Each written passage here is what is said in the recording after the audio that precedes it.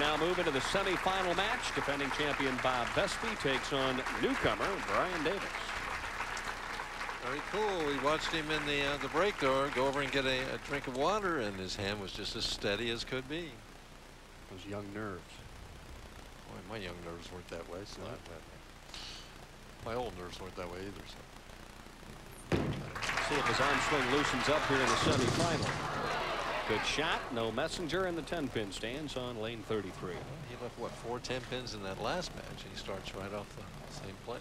Thing I always look at, though, is when the heat's on, when you have to have the hit, does it stand? Boy, we've had 2 classic matches, 2 great shots by players in the 10th frame. A solid 8 and a solid 10. That's eliminated Steve Hoskins and Dave Traber.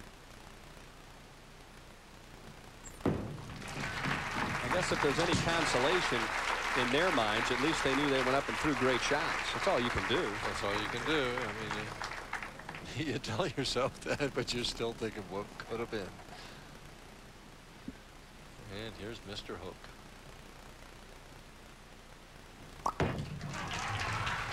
Vespi opens up with a strike. You made an interesting observation about his game and approach. As you see that he's got a black shoe and a white shoe, only because he thinks he can slide better with the white one. Holds the ball right about waist high. It's a 5-step player near the back of the approach. Watch how short his backswing is. As he gets right back here, the elbow is bent right here. Really no backswing at all. He goes right into the power step.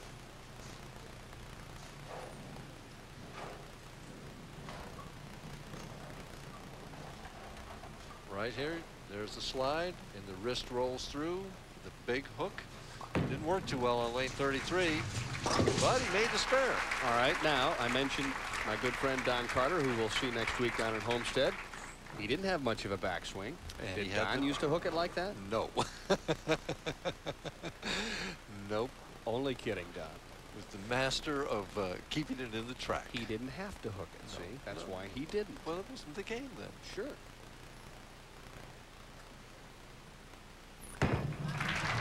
Little straighter. I wonder if there's a line change here by Mr. Davis. No, I think that he just got it in the oil, and that's why we've had a lot of big high scores this week, as you can. Well, why hasn't he been in there the better part of the game? That's game number 1. He tried to circle it the first game. Well, he has kept leaving the solid 10. Well, maybe he has tightened it up. I think we're going to see a few more circle to the right too. All right.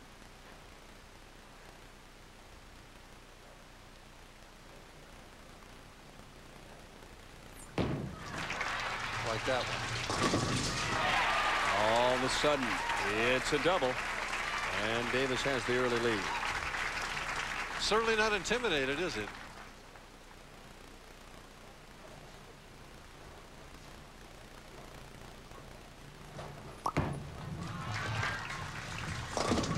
Well, he didn't like that one at all. Boy, I guess not. Trying to tell himself to stay down and slow down. Left the dinner bucket on 34, and he was turned around before the ball got to the arrows. Boy, that ball quit and rolled out. Just never had a chance. Playing with that hand, you know, he's just saying that you know, he didn't get the thumb out, didn't get the wrist through the ball.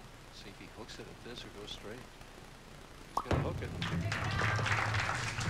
Boy, he made it. Beautiful shot. I had a chance to talk to Bob and asked him how tough it is to come back and try and defend a title, and this was his response.